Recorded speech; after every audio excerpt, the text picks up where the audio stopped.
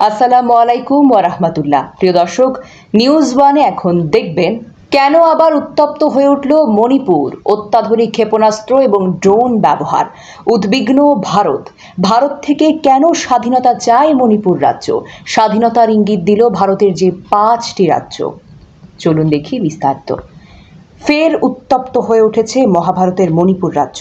গুলি বিনিময়, বোমা বিস্ফোরণ, ড্রোন ও ক্ষেপণাস্ত্র দিয়ে হামলা, বেসামরিক নাগরিকের মৃত্যু, মণিপুর রাইফেলসের 2টি ব্যাটালিয়নের অস্ত্রাগার থেকে অস্ত্রশস্ত্র লুটের চেষ্টা সহ একাধিক ঘটনাকে কেন্দ্র করে উদ্বিগ্ন এখন ভারত। সেখানে অত্যাধুনিক প্রযুক্তির ক্ষেপণাস্ত্র এবং ড্রোন ব্যবহার করা হচ্ছে। সেটা কারা যোগান দিচ্ছে, কারা করছে, সে নিয়ে কিন্তু প্রশ্ন উঠেছে। অবস্থা সামাল দিতে মোতায়েন করা হয়েছে বিপুল সংখ্যক পুলিশ এবং যৌথ বাহিনী। মণিপুর রাজ্যের বিভিন্ন সরকারি ভবনে হামলা চালিয়েছে বিক্ষুব্ধ শিক্ষার্থীরা। সোমবার সকালের দিকে রাজ্যের রাজভবন ও জেলা প্রশাসকের কার্যালয়ে হামলা হয়। এছাড়া ডিসি অফিসে টানানো দেশটির জাতীয় পতাকা নামিয়ে একটি সাতরঙা পতাকা উড়িয়ে দেন শিক্ষার্থীরা। সোমবার সেখানকার প্রধান সরকারি ভবনে হামলা চালান শিক্ষার্থীরা। ক্ষুব্ধ শিক্ষার্থীরা রাজভবন ও থৈবালে জেলা প্রশাসকের কার্যালয়েও হামলা চালান। রাজ্যের মুখ্যমন্ত্রী বীরেন সিং এর বাসভবনে হামলার চেষ্টা হয়। এর আগে রাজ্যের নিরাপত্তার ব্যবস্থায় সবচেয়ে বড় পরিবর্তনের দাবিতে রাজধানী ইম্ফলে রাস্তায় নেমে আসেন হাজার হাজার শিক্ষার্থী। এ সময় তারা রাজ্যের নিরাপত্তা নিশ্চিতে সরকারি প্রশাসন ব্যর্থ হয়েছে বলে অভিযোগ করেন। এদিকে মণিপুরের 3টি জেলায় অনির্দিষ্টকালের জন্য কারফিউ জারি করা হয়েছে।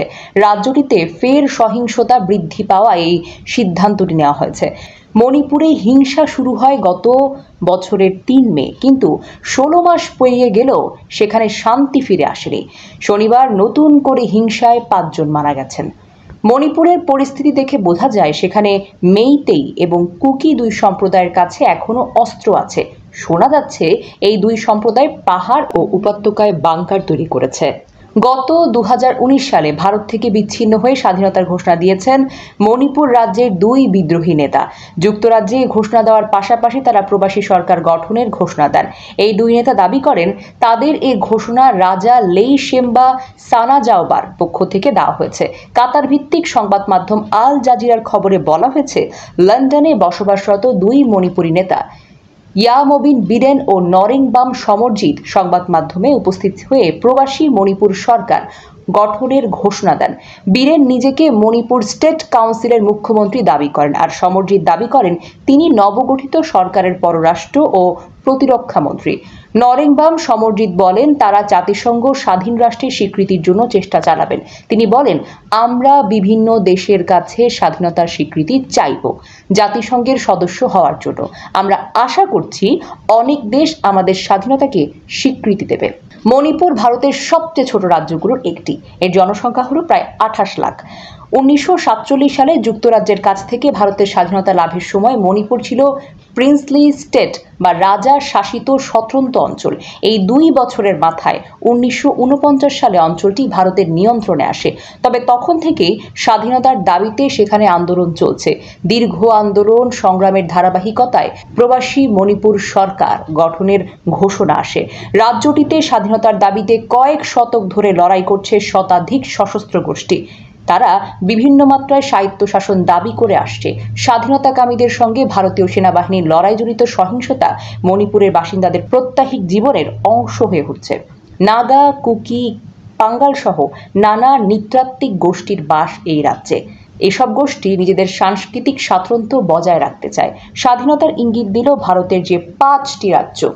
জম্মু কাশ্মীর সহ বহুদিন থেকে ভারতীয় হানাদারের অত্যাচারের শিকার এবং সেখানে একদল উদ্যমী তরুণ স্বাধীনতা সংগ্রাম করে যাচ্ছেন দীর্ঘদিন ধরে। ঠিক তখনই ভারতের আরেকটি রাজ্যের ইঙ্গিত চিন্তার মধ্যে ফেলে দেয় ভারতকে। এই রাজ্য জুড়ে উঠতে দেখা যায় নাগা জাতীয় পতাকা। বিশেষ করে নজর কেড়েছে রাজ্যের সেনাপতি জেলা। সেখানে গোটা দেশ থেকে কয়েক হাজার নাগা জনগোষ্ঠীর মানুষ একত্রিত হয়ে নাগা স্বাধীনতা দিবস পালন করেন। এই ঘটনায় উদ্বিগ্ন ছড়িয়েছে ভারতের রাজধানী নয়াদিল্লিতে। নাগাল্যান্ড, মণিপুর, অরুণাচল প্রদেশ, মিজোরাম, আসাম, মিয়ানমারের বিস্তীর্ণ অঞ্চল দিয়ে নাগা স্বাধীনতা ভূমি বা নাগাল্যান্ড গড়ার ডাক বহুদিনের পুরনো। এই দাবিতে অনেক দিন ধরেই সহিংস আন্দোলন চালিয়ে যাচ্ছে নাগা বিচ্ছিন্নতাবাদী সংগঠনের NSCN। তবে সংগঠনটি দুভাগ হয়ে যাওয়ার পর মুইবা গোষ্ঠীর সাথে আলোচনা চালাচ্ছে ভারতের কেন্দ্রীয় সরকার। ফলে বিক্ষিপ্ত কিছু ঘটনা ছাড়া আপাতত শান্ত নাগাল্যান্ড, কিন্তু গতকালের পতাকা উত্তোলনের ফের ছড়িয়েছে উদ্বেগ।